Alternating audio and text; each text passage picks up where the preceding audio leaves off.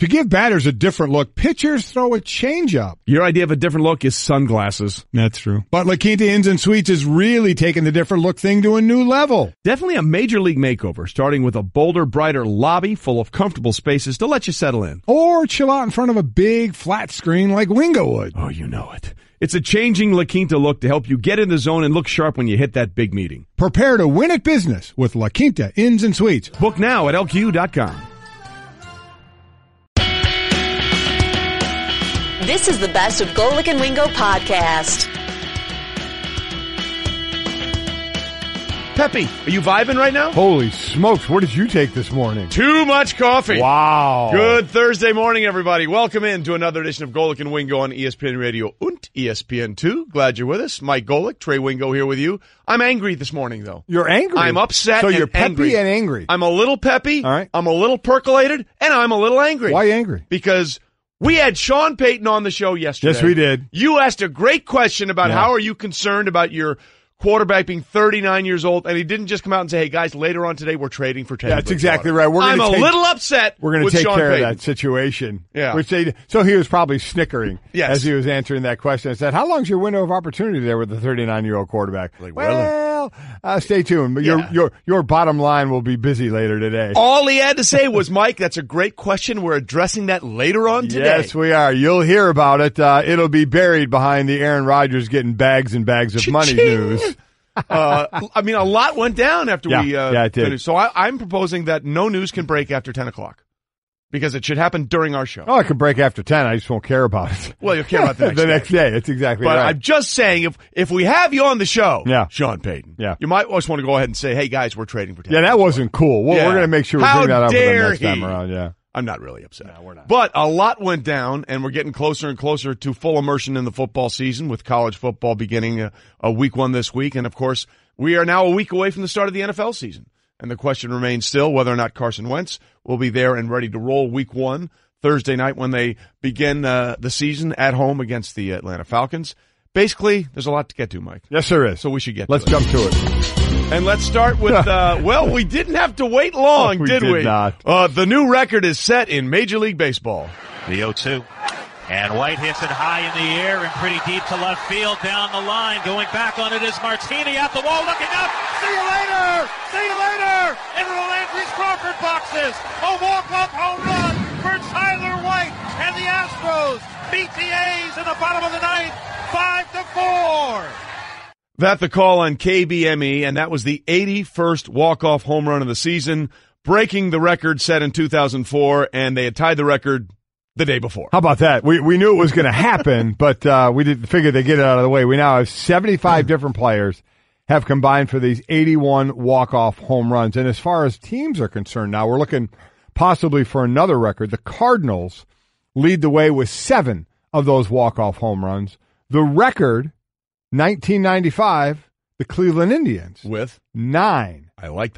So well, let's keep the theme going. And there's a couple of teams. 2017, the A's had 8. In 1986, the Padres had 8. So right now, the Cardinals have 29 games to go, and they need 2 to tie, 3 to set that record. And there's all kind of home run records going on this year. So why not this year? Why not now? But congrats to all of Major League Baseball and those 75 players that have hit 81 walk-off home runs. You all get an individual plaque. Yes. No, you don't. Congratulations, you have a record. Do we want to book it that the Cardinals are going to? No, I don't know. No? 29 games, you need 3 to break it. 3 walk-off home runs to be in that situation. I'm going to say no. Right. Are we booking it later today? I think we are, right? We should have booked it today. See, that's a little tease, little radio book it tease. How Book it about tease that? we got in there to what's trending. We're so nuanced on so many layers on this show. It's really quite impressive. You know what else is quite impressive? What's that? Christian Yelich. Hit for the cycle for the Brewers. And Jesus Aguilar hit a home run in the 10th inning as Milwaukee beat the Reds 13-12. Yelich went 6 for 6, becoming the 4th player in the live ball era. Live ball era. Not the modern era, Mike. No. The modern era Live ball. goes back to 1900. because things are the same. Right. The live ball era goes back to 1920. And the reason we had to include that so we can get Bobby Veach in there as one of the others that had done it. Big friend of Harry Hooper. Ian Kinsler did it in 2009. Rondell White did it in 1995. And Bobby Veach. Got to find out, Riley, if Bobby Veach had a nickname. Yeah, we're going to need a nickname for Bobby Veach. Thank you very much. We did our Harry Hooper research. What was the other one we did? There's somebody else. Everybody had a nickname back then. But Bobby Veach had to have some kind of a nickname. BB. The B-Man. 78th instance in modern era of a player going 6 for 6 or better. So there you go. Nice night for him. Nice football game there, 13-12. And they missed the extra point. They tried for 2. It didn't work out. Onward we move. And what did Yelich say after the game? This is so great. Yeah. Kristen Yelich sat in a chair and just said, I'm so tired. I'm so tired. I'm so tired. I hit 6 times. I'm so tired. Please help me. Oh, but That's congratulations so good. to him. Absolutely right. It was incredible. Brewers manager Craig Counsell is coming up, and you're thinking he can't do it again, and he does it again. He did everything tonight. He really did. He's driving the bus home tonight. Don't, because he would be a very tired driver. Yes, he would. And that would be a very, very bad thing. Well, they survived day 2 of the heat wave at the U.S. Open, and Serena and Venus survived, which means get ready for the latest Grand Slam installment of Serena versus Venus or Williams versus Williams. Yes. One big difference this time. They'll be meeting in the 3rd round at the U.S. Open, their earliest showdown. Earliest one. Golic at a major tournament in 20 years. Yeah, Serena leads this series 17-12, including 10-5 at the major. So, we've gone through a lot with this when they were both really dominant. Right. And it was starting to be whispered, was it being a setup when they would meet? Was one going to give the win to the other? Yeah. Was Dad setting it all up? There was so much of that going on. We love conspiracy years ago. theories here. Yeah, wasn't there? But good for them. I mean, still getting after it for as long as they've been in tennis and meeting in these. Again, as you mentioned, though, the earliest they've ever met in a major. Yeah, and again, the funny part is they sort of had actually both interesting takes after the win. Here is our Pam Shriver talking to Venus after her win, knowing what's coming next. What do you think about 20 years of playing your younger sister at the majors, 21 and a half years later, playing again here? Yeah, I mean, the last time we played the Australian, it was 2 against 1, so at least this time... That was when Serena was pregnant, but only Venus, you were one of the few that knew. So, yeah, at least this time it'll be fair. That's a great line. Let me tell you, that is a great line. Yeah. That's really very good. cool, yeah. So that was Venus after her win. Then Serena won her match, and Renee Stubbs, we know, of course, as Stubbsy, asked Serena about what Venus had said. Now, Venus said in her post-match interview that the last time you played it was unfair because it was 2 against 1. How do you feel about that? Yes, the last time we played in the Grand Slam, I may have had a little bit of an advantage, but seeing that I don't have that advantage this time, that's going to be hard. But for her or for you? For me, it's obviously a tough match, and, it's so young in the tournament, but it is what it is. It's not the end of the world. We would rather have met later, but, we're both going to come out, per usual, do our best, play in front of you guys, and... Normally, I would say cheer for me, but, whoever you're feeling like, cheer for me or Venus, either one will work. So It is always weird when they play each other. It is, yeah. and it's so incredible of how great they have been and certainly still are. And for all the tennis they played together growing up, there is that great Nike commercial out with Serena fantastic. as a kid and her dad. Splicing the video together, It is fantastic. But just think about all the times they practiced and played as kids together. Yeah. And now they've played 19 times in professional tennis, and now it'll be the 16th time in a major. It's really an amazing story, as one of them may go down as one of the greatest athletes all time, men or women, doesn't matter. And as siblings, who are we talking about? You're talking about the two of them. You're talking about Peyton and Eli. Yeah. I mean, from a sibling standpoint, I'm sure there are tons of others out there, but some of the greatest of all time. Yeah, without a doubt. Tim and Matt. The Golic brothers. There you go, because there's 3 of you guys. Absolutely. Woo, but it's an incredible story for these two that gets to continue. Absolutely. And again, in these head-to-head matches, Serena leads 17-12, including 10 She's 10-5 against Venus at majors. It is, but I mean, they love it because of what it means, but it is sort of whenever they play each other, it's always like a little bit of a lethargic. Sure, it is. It's awkward. Well, I mean, you're so motivated, especially in a major, to win and move on, but this is against, your siblings, against your sister. So you don't see that exuberance that you normally feel because you don't want to do that in front of your sibling. No, exactly right. But again, we'll enjoy it. It'll be Friday night at the U.S. Open. Be a lot of fun. Just part of what is going to be an awesome weekend in sports starting tonight with some college football games.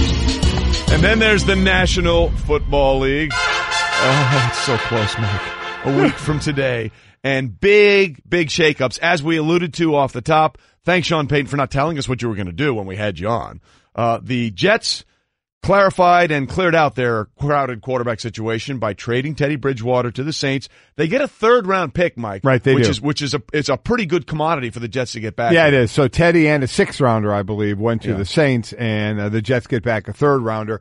I look at it a little bit, too, and we'll obviously talk more about this with Teddy Bridgewater. This is a first-round draft pick quarterback who was starting for the Minnesota Vikings, was playing well, and a lot of people thought, wow, this kid is really taking hold of this team, is really growing into that position, and is looking like a bright career, has a horrific injury in practice, and now, I mean, he was the best quarterback in the Jets camp.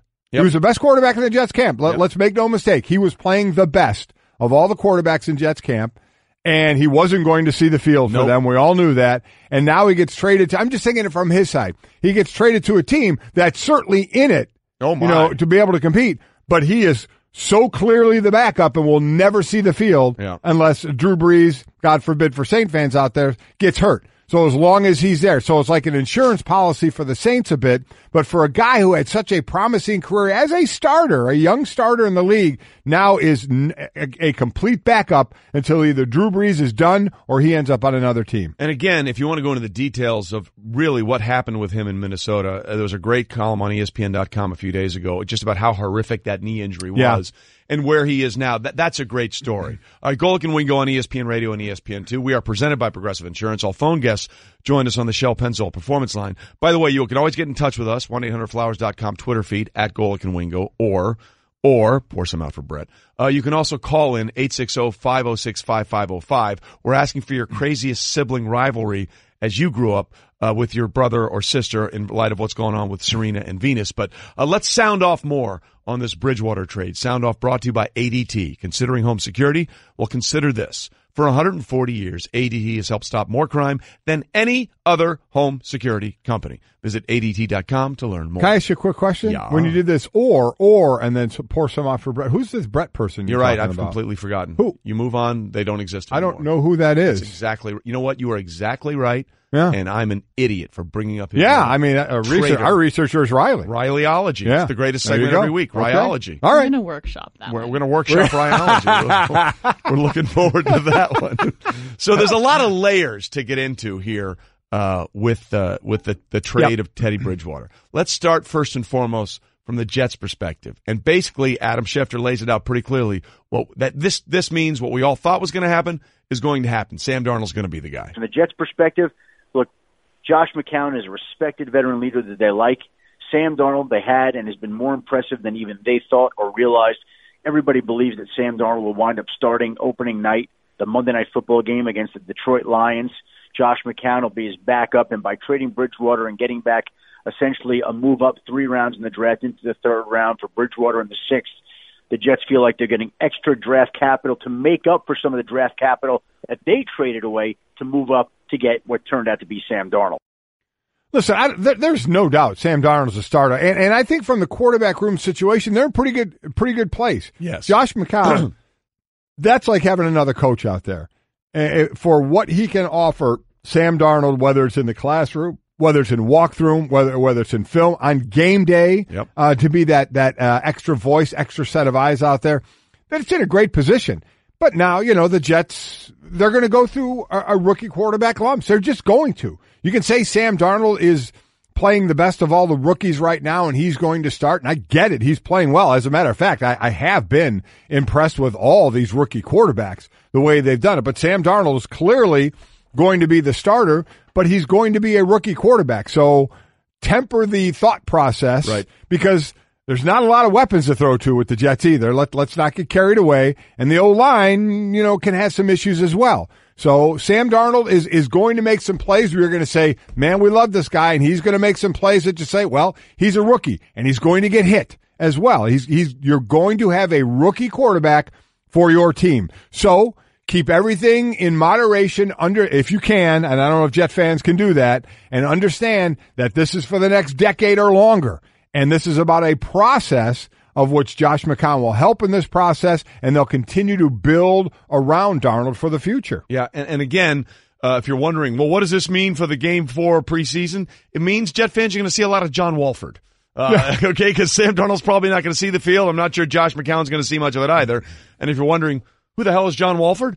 Well, he's a quarterback that played at Wake Forest last year and led the ACC with 29 passing touchdowns. Wow, see, there you go. There you go. So it's an opportunity for John Wolford, again, to showcase his skills tonight. And to go to the general topic, and we brought this some up yesterday, this is what tonight is. Tonight is that opportunity for a lot of the back-end guys to get more tape, and either to be on this team, the practice squad, or have tape for another team. Because we had coaches on yesterday, and to a man, they always say, we're looking at other teams out there, and while you may have your 53 ready to go, there may be a guy in that other team that you're waiting to get released that you want that will knock off a guy that's going to be on your probable 53-man roster.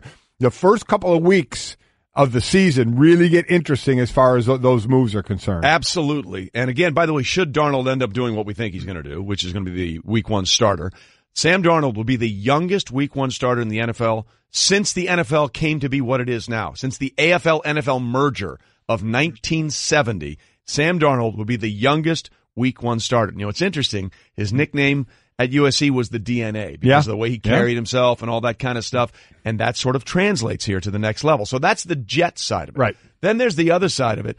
And to me, this is almost the more interesting side of this, because I think we all knew that whether it was Week 1, Week 3, whatever, the Jets were going that way with Sam Darnold.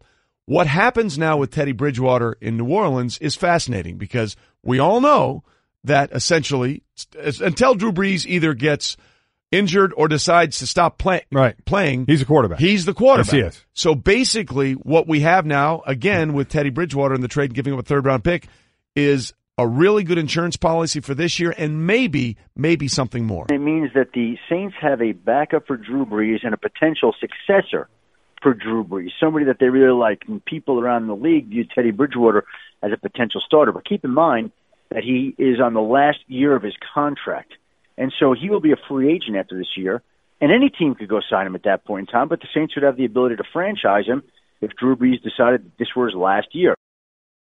Okay, see, this is the part that I find really interesting, okay? Because you know what you have for this year. He's your backup, signing a one-year deal. But as you politely and correctly alluded to with Sean Payton when he didn't tell us he was doing this yesterday, you said you got a 39-year-old quarterback. How big is your window?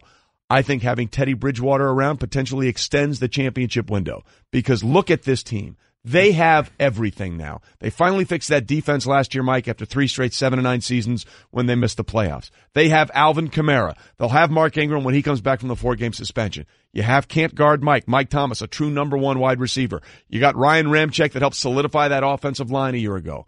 So now you have insurance for Drew Brees this year should he go down. But if you're Teddy Bridgewater and you are looking at the landscape of the NFL, you know that Drew Brees eventually won't be playing. Right. And you know that Sean Payton has a lot of weapons around him. I think the idea of maybe hanging out and waiting for your chance in New Orleans would be really enticing for a guy like him, knowing what Sean Payton can do as an offensive play caller and the weapons he has around him to play with. He's going to learn a lot. Listen, there's no doubt about that. But being a player who wants to play, and all players want to play. I mean, they want to be out there. I wonder if in a private moment he wishes he went somewhere else, say to maybe Denver, Jacksonville, somewhere where, you have a quarterback, but you're not completely set, and the possibility of getting on the field certainly will be there. How about Tampa Bay. We have no idea what's going on with Jameis Winston, who's sitting the first game. You have Fitzgerald at the quarterback position now. Fitzpatrick, I'm sorry, who's been in the league forever. So you wonder, in a private moment, if he would have rather had been somewhere where the possibility of getting on the field this year could have happened. Totally fair. But it didn't happen. I mean, that's obviously not going to happen, at least at this point. So, learning from Sean Payton, learning that offense, then it's just a matter of what happens. I mean, do we think he's going to want to, after this year, hang out there for a couple of more years and just say, I'm going to stay behind Drew Brees? No, hell no, he's not going to want it. He is going to want to be gone from there. Did you see any reason why he would want to stay unless Drew Brees says, next year is my last year, or he puts an end cap to it, which I don't think he's going to do? Why would Teddy want to stay there for 3 more years? It's interesting. And again, we're sort of jumping ahead of it here, but you have to look at this. You have to look. First of all, it's a great move for the Saints for this year. Oh, without a doubt. Because they believe they have a champion. They're one of 5 teams that really believes in the NFC they can win it all. Let's set that. We think it's a really good move. It's a really good move for the Saints for this year because they are covered now on what potentially could be a championship team. They are covered at the most important position in football, which is the quarterback. But it is fascinating to think about the tentacles of this going beyond this year. Agreed. And the things that it may do. And Sean Payton's a pretty convincing guy. Mm-hmm. And look at the history I have with the offense. I mean, it's going to be an interesting conversation that they'll have at some point after this season is over. Golic and Wingo, presented by Progressive Insurance. Protecting your small business is a big deal. Cover what you've worked so hard for. Visit ProgressiveCommercial.com. Okay, so the Saints are covered at the backup. Golic and Wingo. And Wingo. Mm-hmm. Trey Wingo and Mike Golic Sr. Coach, how are you this morning? I'm doing well. How are you guys? Doing well, Coach. We're doing really, really well. For those that may not know, Mark Richt obviously is at Miami, his alma mater. Mm-hmm. And were it not for one of the greatest quarterback rooms of all time, Mark, when you were in college, you might not be a head coach because tell people the story. It was pretty loaded in there. Jim Kelly, of course, was a senior when I was a senior. And then at the same time, Bernie Kosar and Vinny Testaverde were freshmen. And Jim and I would, those preseason camps when you let the freshmen take a couple series here and there in the scrimmages, we were just shaking our heads saying it's a good thing we're getting out of here because those guys are coming on. And, of course, Vinny was the first pick of the draft. Bernie was, first-round draft pick in the supplemental draft. I mean, 3 first-rounders and me. It was good. It's pretty. And by the way, Mark's senior year, Jim Kelly's senior year, I was actually on the field. I was a true freshman when we went down to the U and we got smoked there that year. So I got to see some of that up close and personal, that quarterback stuff. That was that was Faust's last game, right? Oh no! He had another year. He had one more year after that. Let's stop talking about my history now because it's not good what I'm saying. You right have now. The floor, Mike. Continue. All right, Coach. Going into this year, I mean, everybody talking about the U being back, and that's what everybody was waiting for, especially the alum, which are so vocal about that. Here's a team preseason number 8. How do you go into the off season and then into spring ball knowing that, and your players knowing that this program is really on its way back up? How do you deal with that with the players and their expectations? Well, I mean, it's exciting. You want to go to a school that has the tradition of greatness, and you want to go to a school that, has done it before because they can do it again. I mean, 5 national championships in a 20-year span at one time. That happened, and then the program kind of went dormant for about 15 years, and now we're trying to become as good as the past. We, to say we'll be the best team ever in the history of Miami football would be too bold of a statement for me to say when you look back at some of the teams that they had. But if we could be as good as them, then we'd be on top of the college football world, that's for sure. Well, listen, you're one of it's going to be a great start to the college football season as Sunday, 7:30.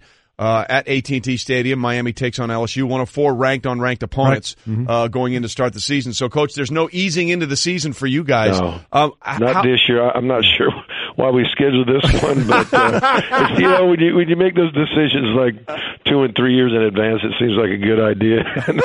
Then you get closer and you're like, why do we do that? But no, it's a great challenge for us. The excitement is, of our fan base is, as good as it's probably been in a long, long time. So you do it for your fans and you do it to find out what you got. And both teams are going to find out what we have.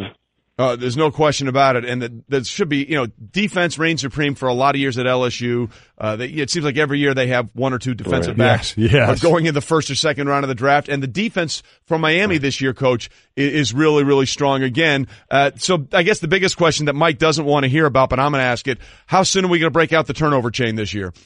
Well, that was a big key last year. I mean, 31 turnovers last year, and you get that chain and you make it big and gaudy and you make it Miami. And, if you get about 4 turnovers, everybody's going to make fun of you. But when we were averaging about 4 a game for about 3 or 4 games in midseason, it just took on a life of its own.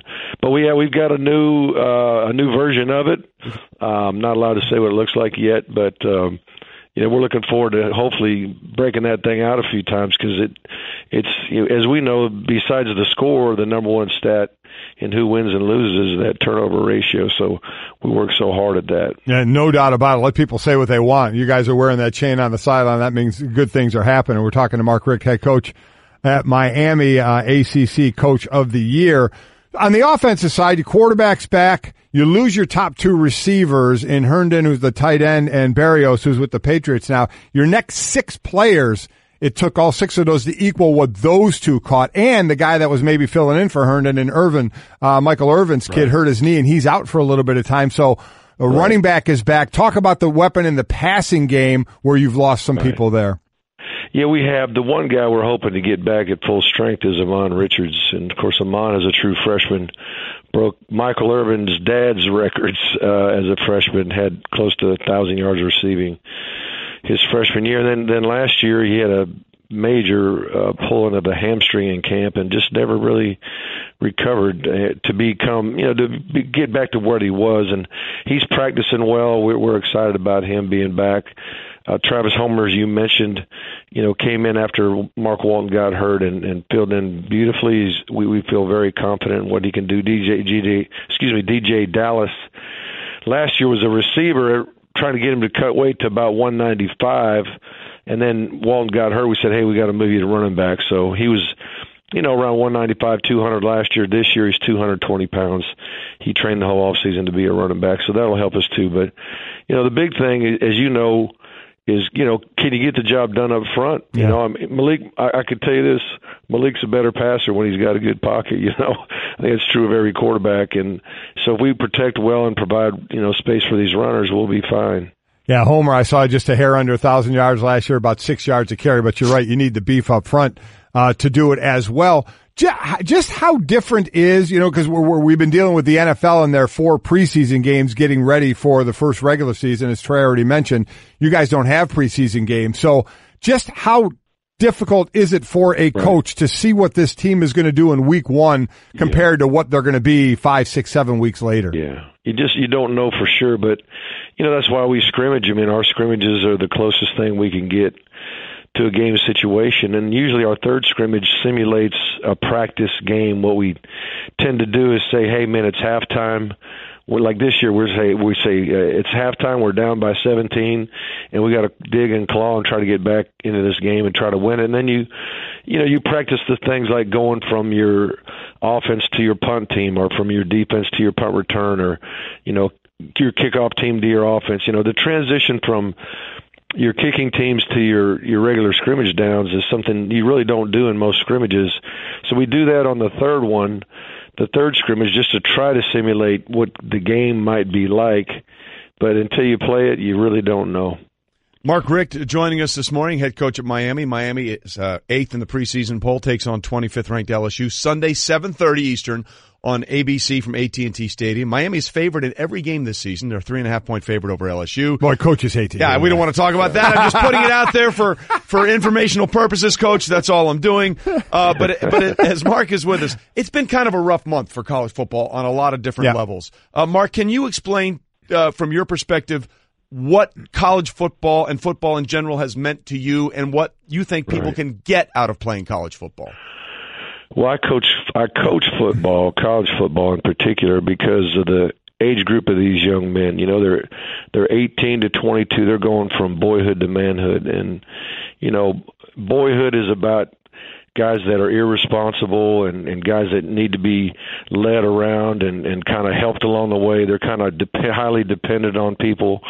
And when they leave college, you hope they've joined manhood, which is responsible people that are ready to take on life and ready to be responsible human beings and take care of their wives and their kids and their families and their communities. And so it's just a great time of their lives to not only realize their dreams in football, but also realize their dreams and even maybe help them understand what their dreams ought to be for their life. And that's what makes it fun for me. It really helps make me tick when you feel like you've made a difference in somebody's life. And there's nothing like it. There's nothing like it. And then as far as procedures, I'm curious, when the Maryland situation went on and just the unfortunate passing of the player in Jordan McNair and all that's going on there with the culture, they say, of the program. And then from the coach's side of it with Urban Meyer and his assistant coach at Ohio State, when things like that happen, do you as a head coach from the player side, when the awful thing happened at Maryland, do you go over procedures again? Does that make you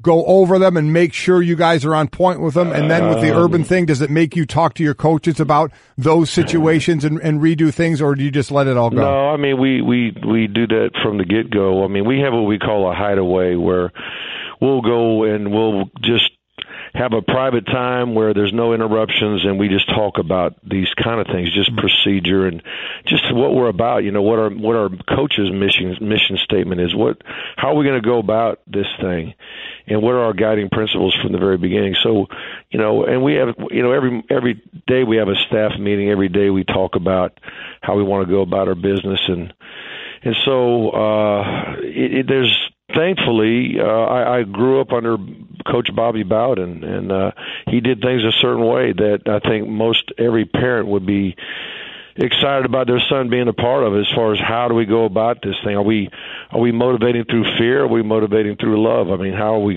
doing this thing? Now, there's times you got to get on a guy that's just stubborn and stiff-necked, and you got to maybe be a little harder or harsher as you try to motivate him. But in the end, we're doing it because we love them, we care about them, we want them to be great on and off the field. So once those kids understand that where we're coming from and why we're doing what we're doing, why do you discipline? Discipline's painful when it happens, but it's designed to correct things and it's designed to make you better. And if they understand our motivation behind it, then things tend to go better, and that's kind of how we try to do it. Talking to Mark Richt, head coach of the U, two-time SEC coach of the year, ACC coach of the year, open up Sunday night against LSU at AT&T Stadium on ABC. So let's end it on a bit of a light note. Some of the notable NFL players that you coached, Geno Atkins, A.J. Green, Todd Gurley, Matthew Stafford, outside of the fact that they're all unbelievably rich with some of the deals they signed, let's put you on the spot. Who's the best player you ever coached? Can't do that to him. I ever coached. The best player that I ever coached was Charlie Ward. Really? Wow. While I was at Florida State, I was a quarterbacks coach.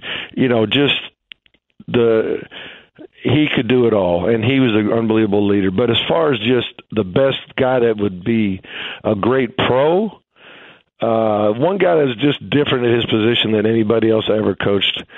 There's probably two. Gurley's just, I've never seen anything like Gurley. Yeah. Just big, tall, fast, powerful, great hands. I mean, every box you could check for a running back, he'd be like a 10 across the board, in my opinion. And he loved the big games, Of course, Stafford, I knew when I saw his tape in high school, he'd be maybe the first pick of the draft. I mean, you could just see it. His skill set was so strong. But then a guy like Geno Atkins kind of snuck through the radar, and not everybody in the state of Florida even wanted him. And we when I was at Georgia, we snuck him out of the state of Florida, and he just quietly became a beast. I mean, he's one guy that I would actually watch. I would watch the defense, I'm calling plays and stuff like that, but in between I'd just watch him to see what he was going to do next. And you did mention A.J. Green. He was, I guess you could add him to the freak category as far as a guy with tall, fast, change of direction, loves football, great kid. I mean, I've been blessed to have some really good ones, so You name some pretty strong candidates right there. Well, I tell you what, you rattle them off well, too. I tell you what, as we're talking to Mark Richt, Miami head coach, that should be on your resume. Come play for me, and look what I can do for you.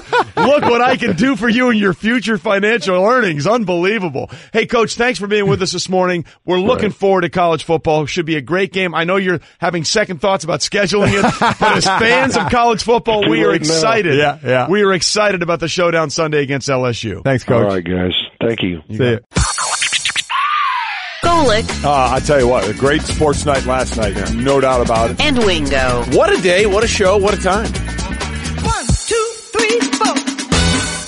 Support for the Golic and Wingo Show podcast comes from our friends at Rocket Mortgage by Quicken Loans. Let's talk about buying homes for a minute. Because of rising interest rates, there's a lot of unpredictability when it comes to buying a home these days. It's causing a whole lot of anxiety with folks. Well, our friends at Quicken Loans are doing something about it. They're calling it the power buying process, and here's how it works. Quicken Loans will verify your income, assets, and credit in less than 24 hours to give you a verified approval. This gives you the strength of a cash buyer.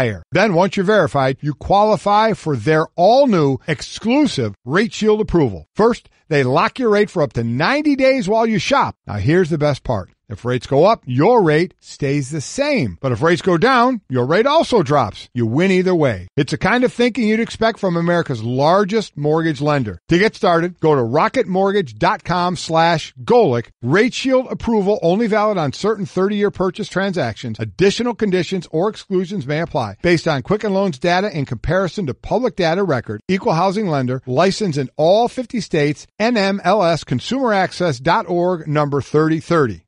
Remember when you couldn't order a ride at the press of a button? Or get online without hearing this? Or get Domino's delivered to over 150,000 unexpected outdoor locations? Wait, what? Introducing Domino's Hotspots. You can finally get pizza delivered right to the beach, the quad, or the dog park. Not at home? Not a problem. Find a Domino's hotspot near you and get 2 medium 2-topping pizzas delivered for $5.99 each. 2-item minimum. Handmade pan pizzas will be extra asked for this limited time offer. Prices, participation, delivery area, and charges may vary. Restrictions apply. Visit Domino's.com for details on Domino's Hotspots. This is an interesting phenomenon I stumbled upon, that if you just add book it to the end of any phrase, the shorter the better, it makes it immediately a hot take. Owen says, Jaguars win the Super Bowl, book it. I like Tim's poutine. Book it. Man, that's a strong point from Tim. That is. LeBron is Toronto's kryptonite. No. Book it. I like Steve's better. Josh Allen will break a table before the season starts. #Bills Mafia. Book it. You can book this at SportsCenter. Is brought to you by Dollar Shave Club. Dollar Shave Club has amazing shower, hair styling, oral care, and yes, shaving products. So no matter how you get ready, they have everything you need. And right now, you can get an amazing deal on any one of their starter sets at dollarshaveclub.com/Golic. All right, that music from the People's Court can only mean one thing. It's time to play Book It. And Bubble Boy Debbie, you ready to proceed with the questions? Always ready. Let's go, big man. Aaron Rodgers will never win another Super Bowl. Book it. Well, the premise here, real quickly, is that no team has ever won a Super Bowl paying its quarterback $20 million per year, although that's somewhat misleading because there are years when Brady has won it where they reworked his contract. That's exactly right. It was bonus. He made well over 20, and they won it that year. Plus, sooner or later, just about every quarterback's going to make over 20, so Correct. That's going to end. I think he has a shot to win another one. I'm not going to book that. I think he's got a number of years left, so I will not book that. I think because it's Aaron Rodgers and they have time to still put players around him to get there, I don't think it'll be this year, but I do think he can win another Super Bowl. Big boy, I'm with you. Can't book it. Can't book it. He's too good, and I can't do it. As long as he's healthy, they have a chance. Won't do it. Two. Remember that one playoff game against the Cardinals? He had 2 Hail Marys in that one game. All right, we continue. Des Bryant will play before Khalil Mack this season. Book it. Wow, that is a great question. That might be the best book it question we've ever had. Who thought of that? Wow. It couldn't have been Bubble Boy. It was not me. There you go. Des Bryant will play before Khalil Mack. Remember, Des Bryant had said that he wants to make sure he's right, so he probably won't play till he's into the season. Khalil Mack, it doesn't seem like if he doesn't have a deal and doesn't get traded, isn't stepping foot. He'll miss. He'll again. I believe the number's $814,000 per game. Every game that goes by. That's like a week of salary for you. It's not going in his pocket. I say Des Bryant's going to play before Khalil Mack. I will book that. You can book it. I'm going the other way. I can't book it because I'm not sure. Dez has had 2 opportunities where it looked like he was going to sign. He said no to the Ravens, and then the Browns kind of said no to him when he went. I mean, that Hard Knocks episode, he thought he was getting a deal there. Right. I think Khalil Mack will be on the field before Dez Bryant. Do you think he'll be on the field before Dez Bryant if he gets traded or with the Raiders or with another team? I think if he gets traded. I think he's dug in. So you think if it gets on the field before Dez Bryant, it will be with another team? And by the way, there's a great article on ESPN.com right now of 5 potential landing spots in a trade that would make sense for both by the parties. way, the Raiders want 2 number ones. They're not getting 2 number ones. No. What else? Devy's number 1. Mm-hmm. Thank you. Clemson or Alabama will miss the college football playoff. Book it. Both schools have made the last 3. Bama has made all 4. Clemson has a 67% chance of making the college football playoff, the highest of any team. Alabama second at 47%. There's no way I can book that. I can't book it. No, I can't book it. So, no, I'm with you. It. There's just too much precedent there. Clemson's defensive line. Oh my God, is an NFL defensive line. Well, they'll have 3 of those guys drafted maybe in the first round. Yeah. It's ridiculous, including splits guy Christian Wilkins. Oh my gosh! Yeah. So no, I can't book that. I can't book it either. Yeah. Hitting for the cycle is more impressive than throwing a no-hitter. So give the stat again.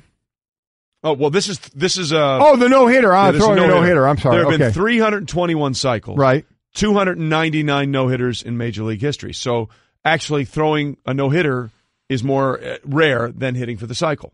Since the mound was lowered in 1969, there have been 132 no-hitters and 156 cycles. One of the most rare things has been that 4 home run game. There's only been 16 of those. Yeah. The walk-off balk, there's been 22 of those, and perfect games, 23 of those. But the question is, more impressive than throwing a no-hitter. Look, there's a little bit of luck involved with the cycle when it comes to the triple. The triple is the quirkiest hit in baseball. Now you can say, luck in what case? Because you mean a guy diving and missing the ball? Yeah. Because there's a little. I mean, the triple is the rarest hit in baseball. It is. Yeah. And it's hard to do.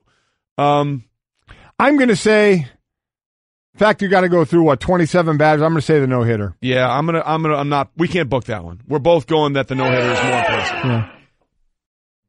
Last one up. Serena Williams will win the U.S. Open. Book it. Oh, boy. She's won at least one major every year since 2012. In 2011, she lost her only major final appearance. That was at the U.S. Open. I don't know, man. I mean, number one's out. Number one's out. Is out. But she was, in my mind, she wasn't a true number one because of the way she plays on a hard court. I think Serena's going to win more majors. Yeah. I'm not sure if it's this year. I can't book it. I want to, but I can't book it. There's too many young players. We had last year the semifinals on the women's side. All 4 were Americans. Yeah. There's a lot of Angelique Kerber's playing very well. Garbina Muguruza's playing very. I can't book it. Just because you want to hear the sound. I want to hear the sound, and she does have the ability to do it. I'm not completely sold, but I'll still book it. You can book it. I'll book it. Let me book that. Yeah. That would be a bad book if Friday night she loses. Yeah, that would be a really bad book. Yeah. Well, then I could just scratch out the Serena and say Williams. There you go. Yeah. You have a plan. See, you think he's just a pretty face. Nope. He has a plan. Nope. Coming up, we're trying to get that pretty face as a celebrity picker this weekend at South Bend. We're talking to someone who may help us with that influence. Stay with us. Golic and Wingo. It was all sort of one big giant Jell-O mold. It's very interesting where that went. There are 4 ranked matchups this weekend, including a place that I think you're familiar with, Oh, Mike. I'll be there later today. South Bend is going to be rocking Saturday night as 12th-ranked Notre Dame welcomes in 14th-ranked Michigan. And we're delighted to welcome in the head coach of Notre Dame, Brian Kelly, on the Shell Pennzoil Performance Line. Brian, nothing like easing into the season with a real tough one to start in 14th-ranked Michigan here. That's how we roll, Trey. That's how we go at Notre Dame. We've been trying to get this matchup going again since the last time we played was 2014, and it's the only time we can get it in our schedule. And we're excited about the matchup. Our guys knew a long time ago that this was the opener, so not a lot of room for error in the opener, but certainly one that I think is great for college football. And Coach, let me apologize to you, and I think Cliff should also apologize to me that when you were introduced, how in the hell, Cliff, do you not play this song? Play it, please. Thank you. I mean, come on.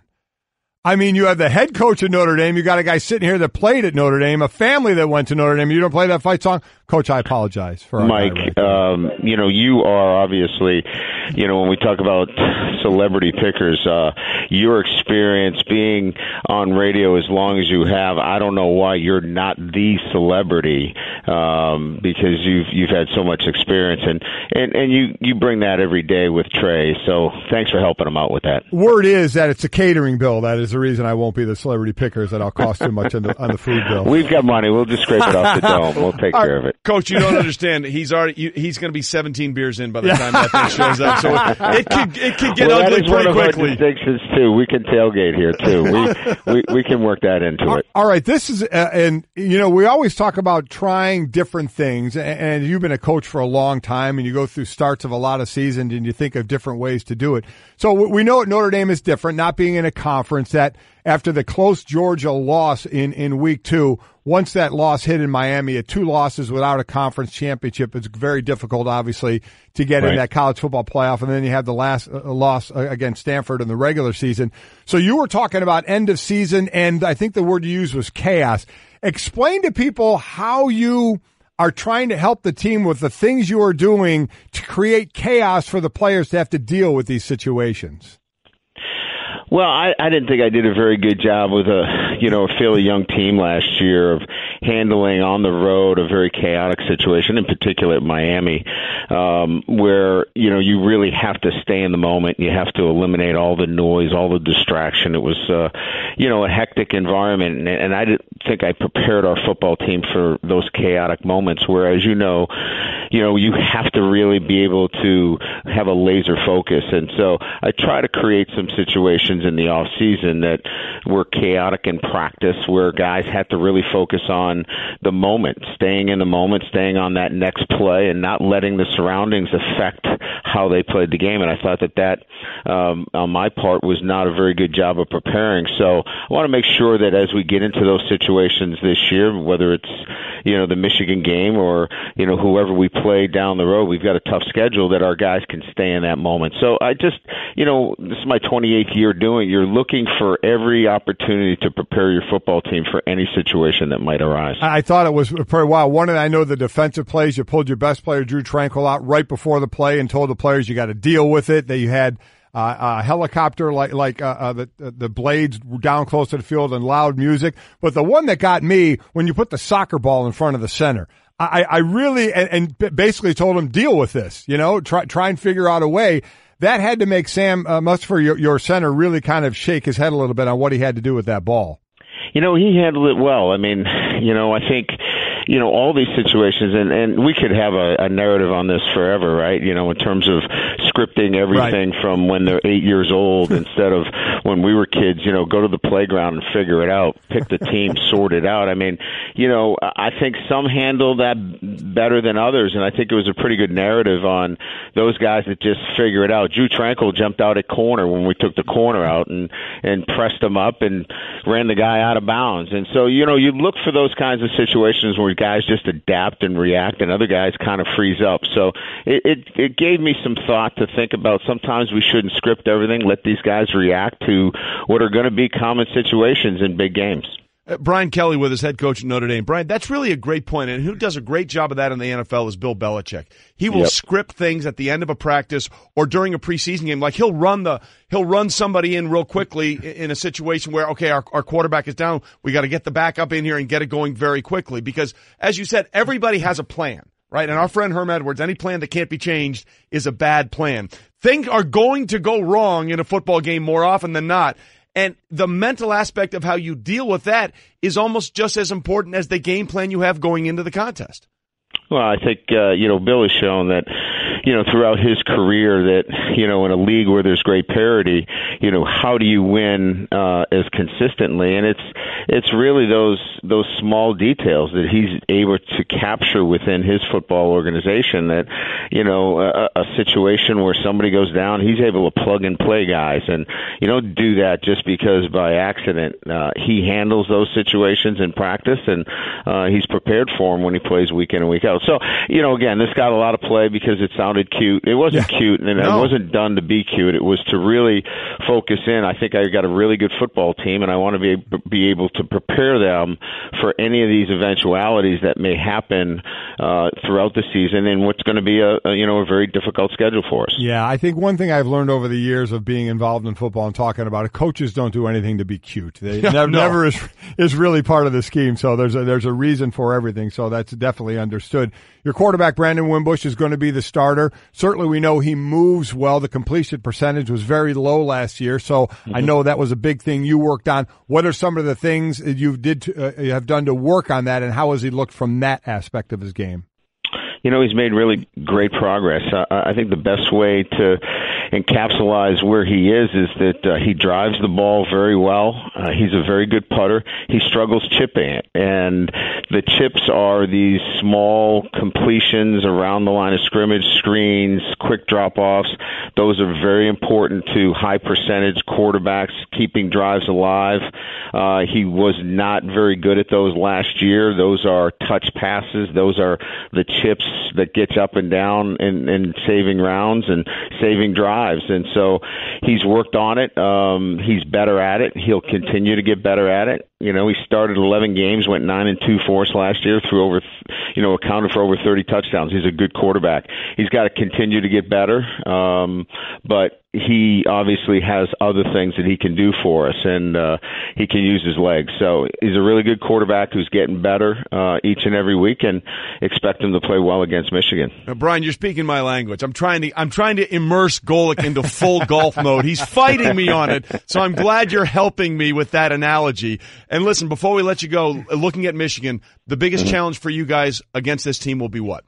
Not having negative plays against a very talented. I think they probably have 4 potential first-round picks on defense. So they're going to get their plays, but you can't turn them into havoc plays. I call them havoc plays, which are turnovers or huge negative plays. So minimizing the havoc plays on defense, if we can do that.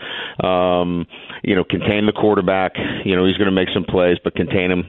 We've got a great chance to win. Listen, and containing havoc, just make sure Golic is nowhere near the catering table. Right? That will contain havoc, and that'll be a good start to the day. Yeah, nothing like easing into the season, as your game is one of 4 ranked teams playing this first weekend of college football. Coach, best of luck in this game and this year. I'm sure I'll run into you this weekend at some point, and hope all goes well. Thanks, guys. Thanks for having me on the show. You got it, Coach. Appreciate it. Golic and Wingo. Let's not expect too much. There's only one person out there that's expecting way too much out of this guy too early. We know who that is. It's his father.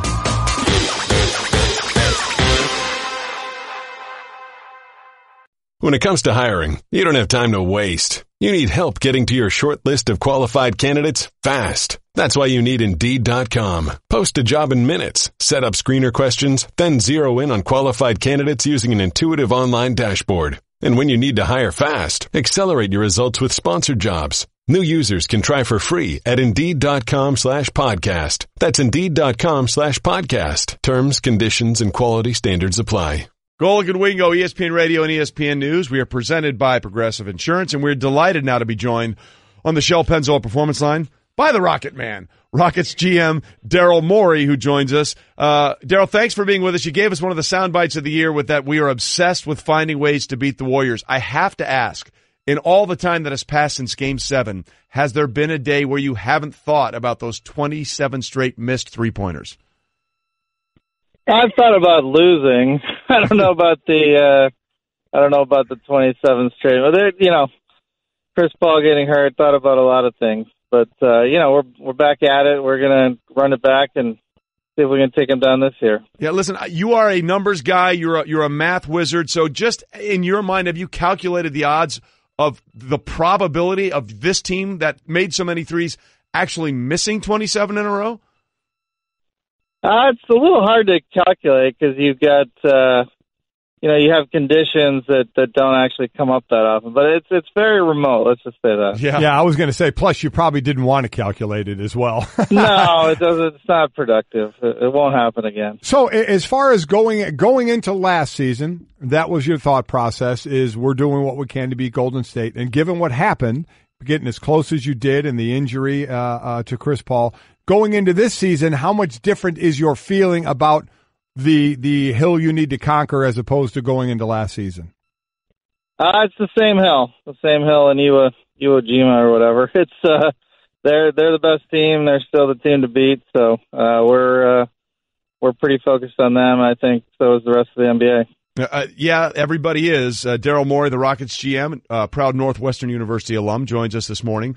Listen, go Wildcats. There you go. They're playing Purdue tonight. Yeah. Absolutely. Listen, this is the last question on this, but you're such a math guy. I had to ask, did you ever think about how many of those threes you would have need to make? The most amazing thing about that game is you'll miss 27 straight, and you only lost by 9 points. I mean, if 3 of them had gone in, do you think that would have been enough to tip the scales? We actually rebounded a really high percentage of those, so it's a little hard to know. We had a high offensive rebound. We actually scored a lot on those misses. So it probably would have taken more than 3. Gotcha. I promise Trey won't ask any more questions. I'm fascinated. I'm sorry. I know he is. All right. For the league, for your conference, what did it mean when you heard and saw that LeBron signed with the Lakers? I mean, obviously he's unbelievable, and he's going to make them better immediately. And I think he's been to the finals 8, 9 straight times. So we'll see if we can end that streak, obviously. Yeah, listen, the West is going to be where all the action is going to be one more time as Rockets GM Daryl Morey is with us on the phone. Now, you recently said that LeBron is quantifiably better than Michael Jordan. How did you get to that conclusion, and how much flack did you get for saying that? Well, I got a lot of flack. You can't really go wrong with you. I don't want to go into it too much. It was just a throwaway comment. They asked, if you're just looking at who lifted his team more and up the championship probability of his teams, that's basically what I was talking about. But there are lots of ways to look at who the greatest player is. So I don't think anyone can go wrong picking either one. That in a radio setting is never a throwaway comment. Yeah. That's an accelerant. I figured this is your business, not mine. I'm just supposed to build teams. I don't know what's gonna help you guys so much. We appreciate the content from you. As far as moving forward, we see now the NBA, the NCAA, USA Basketball, ever since the committee came together to start talking about what could possibly change in the NBA, like a one-and-dones being done maybe in a few years. According to that report and some of the things that may be implemented, in your mind, what are some of the best things that can help the NBA in the next few years of some of the tweaks or changes? Yeah, I think this is one I have to be careful that that maybe I'm not allowed to talk about as much. But a lot of the changes I've heard sound very good from the league office and NCAA and Commissioner Silver. He always does a good job pointing us in the right direction. So sorry, I can't give you a good soundbite on that one, but I think that's one that they're working on themselves. All right, so since you can't do that, we don't want you to get fined or anything like that. How about a comment on the fact that they loosened up the restrictions on the shoes? Yeah, what about that? I mean, tell me, you got to be getting ready to expect That's actually an interesting one. So I first got in the league, they had all these crazy rules about what shoes you could wear. I got in the league in 2002, and I could not understand it. And I had the good fortune to, not often, but to work with Red Auerbach, and he explained it to me. Now, often these stories end up being like when you dig into them, they're not true. So I haven't checked this, but what he told me was that it was when the league was first starting out, like actually money for shoes was like a deal. Like there was really no money in the league back then. It was a struggling league when he was in it. So they wanted to make sure they had shoes that were basically easy to clean and could be standard so that the shoes were basically cheaper for everybody. That was what he explained to me, because I could not understand why you could only have black shoes and then they let you have your team color shoes and sometimes white shoes. That was basically the rule when I was in the league. Well, it's interesting as Daryl Morey, the Rockets GM, joins us. There was a big controversy. The first Air Jordans that ever came out, they were a problem because they were red and black and there was no white in them.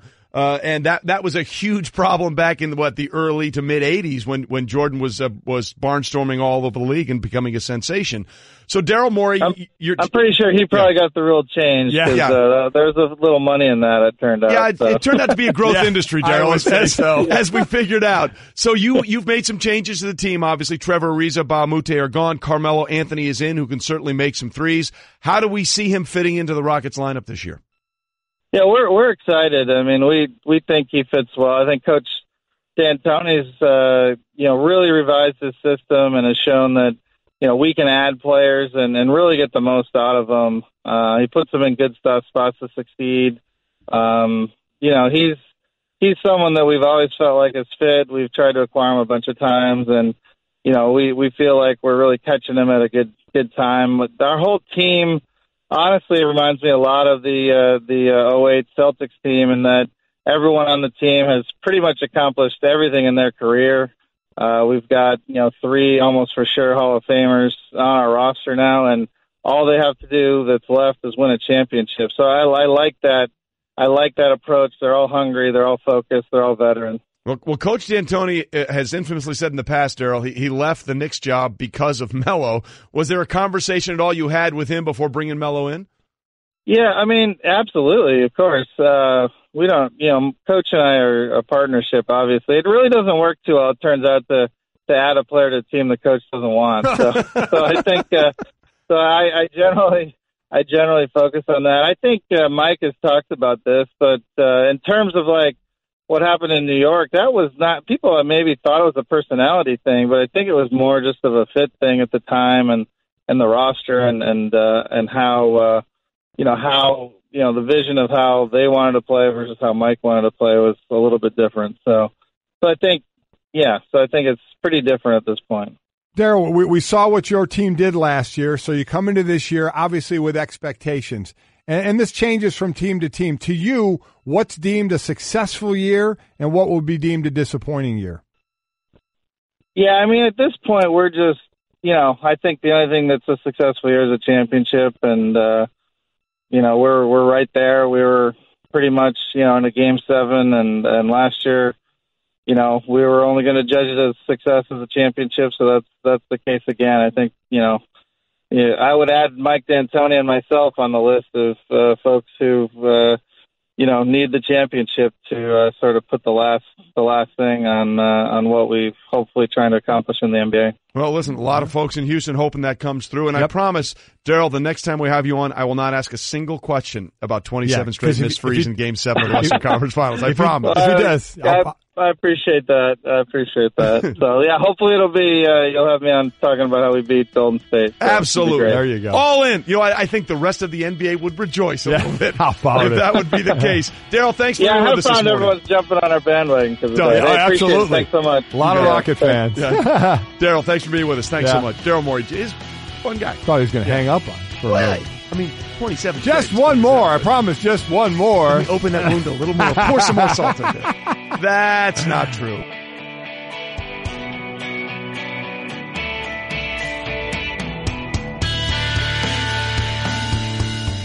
This has been the Best of Golic and Wingo podcast. You can listen or subscribe on the ESPN app, Apple Podcasts, or just ask your smart speaker to play Golic and Wingo. Plus, you can check the guys out live weekday mornings from 6 to 10 Eastern on ESPN Radio and on ESPN News.